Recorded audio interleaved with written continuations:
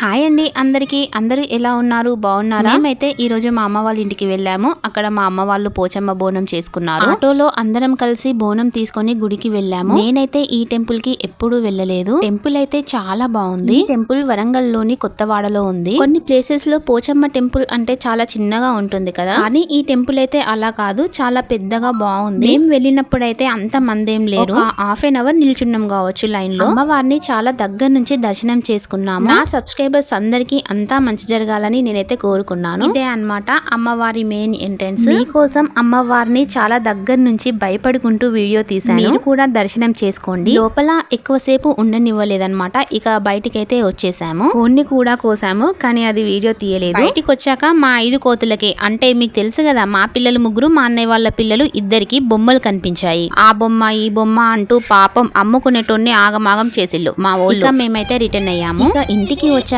నేనేమో పిల్లల్ని ఆడిపిస్తుంటే మా మమ్మీ మా వదిన వంట చేసేసారు. ఫ్రెండ్స్, మరి ఈ రోజు వీడియో అయితే ఇదే. నచ్చితే లైక్ చేయండి. బాయ్, మరి ఉంటా. నెక్స్ట్ వీడియోలో కలుద్దాం.